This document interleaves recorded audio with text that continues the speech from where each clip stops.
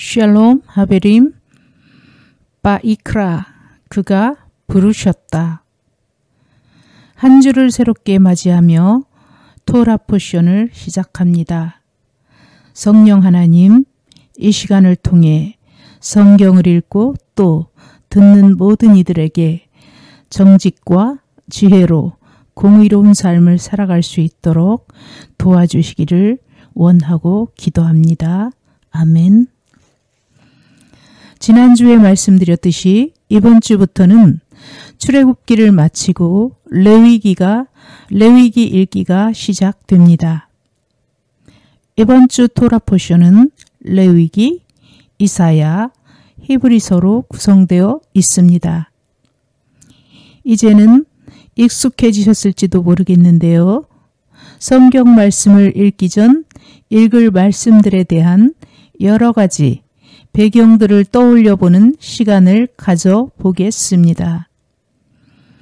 레위기는 모세가 기록하고 이스라엘 민족의 12지파 중 제사와 의식을 담당하는 레위 지파가 하나님께 제사를 드리는 제사장들과 보조자들에 대한 지침서라는 의미를 가지고 있습니다. 대략적인 내용은 모세가 시내산에서 하나님에게서 받은 율법을 기록한 것입니다. 전반부는 하나님께 어떻게 제사를 드릴 것인가를 기록했고, 후반부에는 정결한 것과 부정한 것을 구별하는 것에 대해서 기록되어 있습니다. 이사야서는 선지자 이사야를 통해 주님께서 전하시는 이스라엘의 죄악과 형벌, 회복될 이스라엘에 대한 경고와 예언의 말씀을 기록한 것입니다. 히브리서는 바울이 히브리 교회에 보내는 서신으로 알려져 있습니다. 사실 레위기의 내용들은 구체적인 제사와 의식들, 오늘날의 법전에 있을 법한 내용들이 대부분이라서 사실 대부분의 읽는 분들에게는 딱딱하고 지루하게 느껴지실 겁니다. 하지만 이런 구체적인 내용이 담겨 있어 우리는 주님이 우리 사람들에게 명령하신 정의와 공의가 무엇인지 레위기를 통해 알 수 있습니다. 레위기 1장 시작부터 번제에 대한 내용이 나옵니다. 말씀을 읽으시면 알 수 있듯이 번제는 소나 양, 염소, 가난한 사람들은 비둘기 같은 짐승을 잡아 불태우는 제사를 의미합니다. 소제는 곡식과 농사의 수확물을 불태워 올리는 제사를 의미합니다. 이런 번제 같은 의식들은 기본적으로 예수님께서 희생하셔서 우리를 죄악에서 건지신 것과 같은 원리인 대속의 원리를 나타냅니다. 지은 죄값을 동물이나 다른 생명체에게 전가해 원래 죄를 지은 당사자가 받아야 할 대가를 대신 갚게 하는 것입니다. 이런 의식은 무엇인지, 왜 필요한 것인지를 현대를 살아가는 우리에게 있어서는 잘 와닿지 않을 것입니다. 현대 사회에서는 어지간한 잘못을 저지르는 것이 아니라면 직접적으로 노예가 되거나 목숨에 위협을 받는 상황에 처하는 경우는 거의 없다고 할 수 있습니다. 설령 잘못을 저질렀더라도 돈이나 징역형으로 그 대가를 지불하게 되어 사실상 현대에는 죄에 대한 대가가 무엇을 의미하는지, 또한 왜 대속과 같은 원리가 가능한지 이해하기 어렵습니다.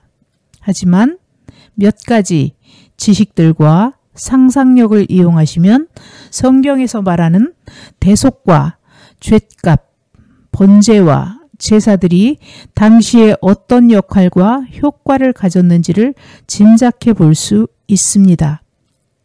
먼저 성경이 기록된 과거 사회에 대해 조금 상상해 봅시다. 지금도 이스라엘이라는 나라가 존재하는 중동은 사막과 척박한 땅이 많은 곳입니다. 성경에 가나안에 들어갈 때에는 젖과 꿀이 흐르는 풍족한 땅이라고 들어보셨을지 모르지만 그런 기록은 어디까지나 상대적으로 다른 땅에 비해 농사가 가능한 땅이라고 생각하시면 됩니다. 또 삼면이 바다로 둘러싸여 있고 도시와 도시 사이에 산맥과 숲이 우거져서 가로막혀 있는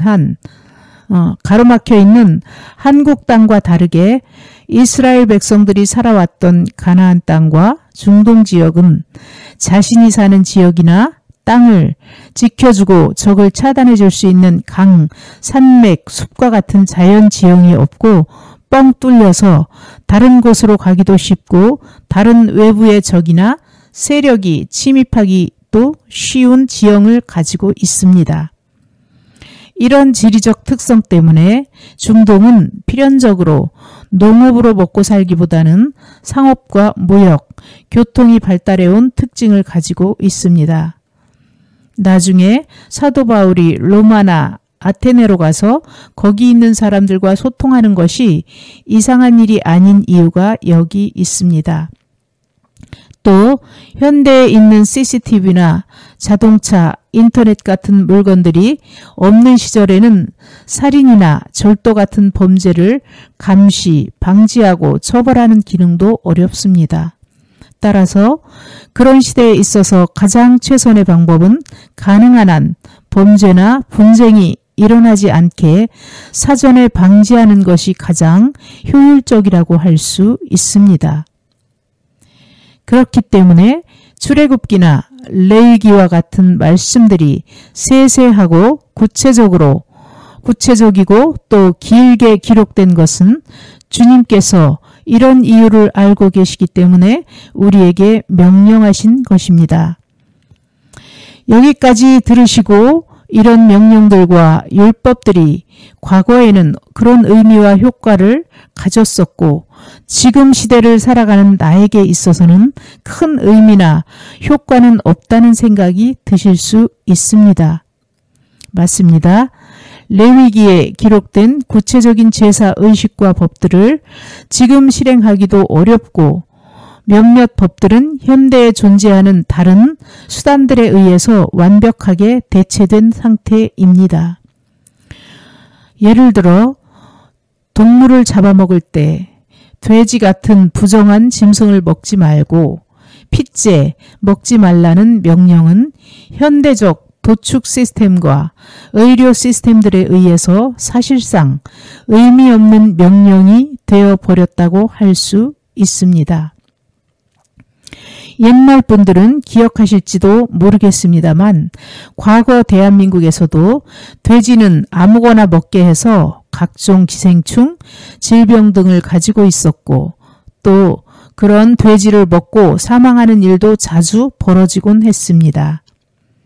그런 이유로 지금까지도 돼지고기를 완전히 익혀 먹어야 한다며 거의 태우는 상태까지 익히곤 하는데요. 지금은 돼지를 사육할 때 좁은 땅에 집단으로 사육하기 위해서 항생제나 소독, 백신 등을 통해서 기생충이나 질병을 방지합니다. 핏째 먹지 말라는 명령은 현대를 살아가는 우리들도 이미 지키고 있다고 할 수 있습니다. 바로 고기를 생산하는 도축, 가공업체들이 철저히 지키기 때문입니다. 이들은 하나님의 법을 지키기 위해서가 아닌 자신들의 이익을 위해서 고기를 도축하고 피를 완전히 제거합니다. 왜냐하면 신선한 고기를 냉장 상태에서 유통하려면 피가 완전히 제거되어야만 냉장 상태에서 다른 나라로 수출하고 소매점에서 유통하여 가정으로 갈 수 있기 때문입니다. 만약 피가 조금이라도 존재한다면 유통 과정 중에 상해버려서 큰 손해를 입게 됩니다. 핏물을 제거한다라고 하지만 뼈 부분이 포함된 부위를 제외하고 마트나 가게에서 구매하게 되는 생고기들은 도축 과정에서 피가 완전히 제거되었다고 할 수 있습니다. 많은 분들이 핏물이라고 부르는 것은 대부분의 경우 고기의 색을 붉은 빛을 띠게 하는 미오글로빈이라는 성분이 고기의 수분과 산소가 만나 붉게 보이는 현상을 피라고 착각하는 경우입니다. 이처럼 성경에 쓰여진 수많은 옛날 율법들은 그대로 현대 시점에 실행할 필요가 없는 명령들이 다수 있습니다. 그렇다면 우리는 레위기에 쓰여있는 명령들을 읽고 이해하는 것은 무슨 의미가 있는 걸까요? 성경에 기록된 수많은 법과 명령들을 읽고 이해하시면 주님의 뜻을 알 수 있습니다. 앞선 토라 포션을 진행하면서 이스라엘 백성들에게 왜 성전과 제사를 명령하셨는지, 왜 솔로몬에게 성전을 짓고 자신의 명령을 지키라고 하셨는지, 우리는 성경의 기록들을 통하여 주님이 얼마나 우리 사람들을 생각하시고 또 우리들의 나약함을 아시고 그런 점을 극복하고 더 좋은 삶을 살 수 있도록 예비하시는 주님이심을 알게 되었습니다. 이번 토라 포션을 통해서도 단순히 지나가버린 옛날 법과 명령이라고 생각해서 생각을 멈추고 읽기보다는 주님의 명령과 법들을 통해서 주님의 의도가 무엇인지, 무엇을 위하여 이런 말씀을 보내신 것인지를 생각하면서 말씀을 읽으시면 점차 하나님의 사랑이 얼마나 크신지, 또한 우리 인간의 나약함과 부족한 부분이 보이면서 주님과 같은 시선에서 세상을 바라보시게 될 겁니다. 레위기 1장과 2장을 지나 3장에서는 화목제에 대한 명령들이 등장합니다. 화목제는 주님의 명령을 어긴 사람이 주님과의 관계를 회복하고 잘못을 용서받기 위해 드리는 제사입니다. 이 부분을 잘 보시면 몇 가지 사실들을 발견할 수 있는데요. 제사로 쓰일 동물들의 모든 것을 태우는 것이 아닌 기름이나 내장 등과 같이 일반적으로 먹지 않는 부분들을 불태워 하나님께 바친다는 사실을 알 수 있습니다. 그렇다면 먹을 수 있는 부분들은 어떻게 되는 걸까요? 이런 제사와 의식을 집행하는 레위인들의 몫이 됩니다. 그리고 당시의 상황을 고려해 보면 이렇게 주님께 바쳐진 동물들의 고기는 지금과 같은 식품 보존 기술이나 염장 기술이 부족했고 또 도축 기술 또한 불완전했기 때문에 이런 고기들은 사실상 당일이나 다음 날까지 소비되어야만 했을 것입니다. 그렇다면 주님께 바쳐진 화목제의 고기들은 주님과의 관계를 회복하면서 동시에 그 화목제를 바친 사람이 사는 지역, 주변 사회에 사는 사람들과 그곳에 있는 제사장, 성직자들이 다 함께 그 화목제의 고기를 먹었을 것입니다. 이러한 사실을 알고 이 말씀을 현대 배경의 드라마나 영화로 옮겨본다면 어떤 이미지일까요? 먼저 화목제나 제사에 드리는 소나 양, 염소는 지금도 큰 자산이고 다른 자산이 없는 성경시대에는 사실상 지금의 자동차, 밭, 건물과 같은 큰 가치를 지닌 자산이었을 것입니다. 또한 과거에는 지금과 같이 많은 곡물과 고기가 생산되던 시기가 아니었기 때문에 고기라는 것이 지금으로 따지면 고급 호텔이나 레스토랑에서 먹는 특별한 음식이었다고 할 수 있습니다. 4장에서는 주님을 섬기는 제사장과 같은 성직자들이 주님의 계명을 하나라도 어기면 소를 잡아 속죄제를 드려야 한다는 명령이 등장합니다. 방금 말씀드린 내용과 합쳐 생각해보면 지금 여러분이 사시는 지역구에 국회의원이나 기업가, 대형 교회의 목사가 주님의 명령을 어겨서 큰 사회적 물의를 일으키고 그 목사가 주님 앞에 회개하기 위해 자신의 자동차나 다른 자산을 팔아 1억 정도의 돈을 마련해 성직자나 공무원, 병원에서 일하는 사람들과 지역의 가난한 과부나 고아 같은 사람들을 모두 데리고 호텔 레스토랑에서 식사를 제공한 것과 같다고 할 수 있겠습니다. 이렇게 주님의 명령을 바라보면 주님의 의도하심을 쉽게 알 수 있습니다. 먼저 당시의 제사장들은 지금 시대의 정치인이나 판사, 대통령과 같은 위치의 사람들이었습니다. 주님의 법을 집행하고 감독하는 위치의 사람들이기에 사실상 하나님의 대리자의 위치라고 할 수 있습니다. 그렇기에 더더욱 주님의 명령을 어겼을 때 그 파장이나 영향이 다른 일반 백성들이나 주민들과는 비교할 수 없을 만큼 컸을 것입니다.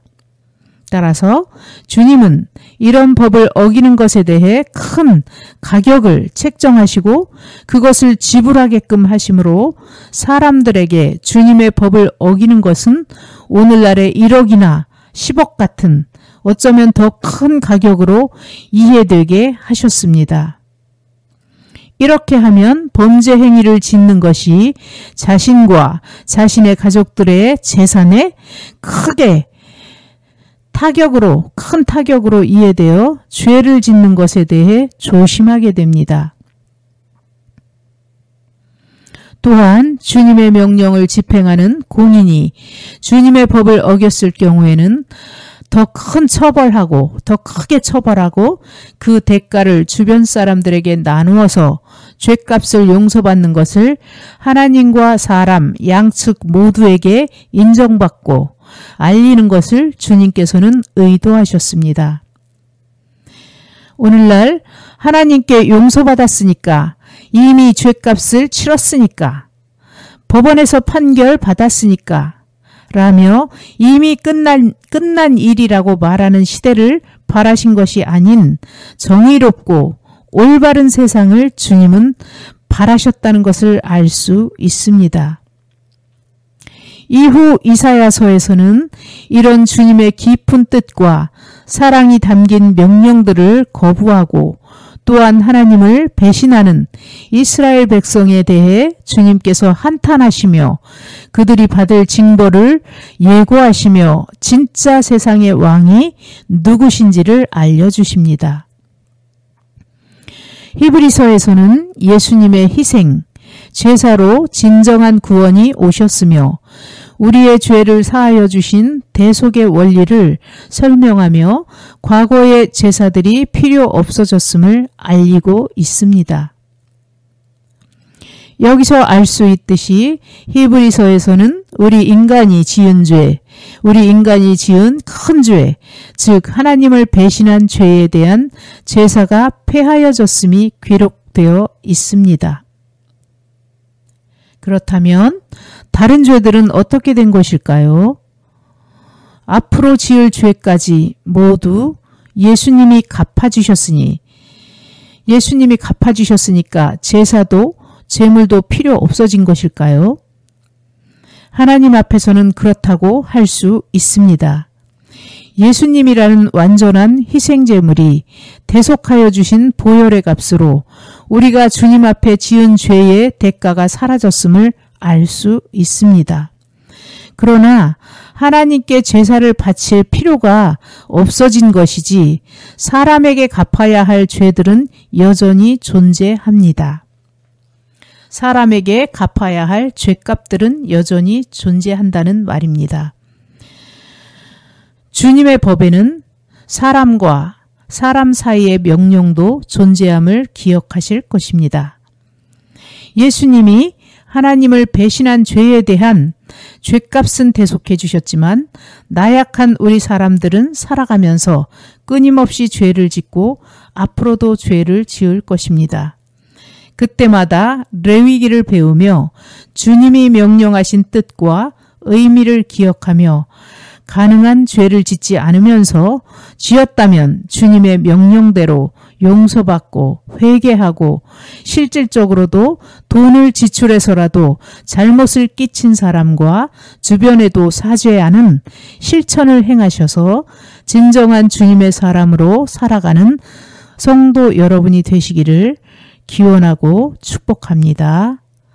아멘.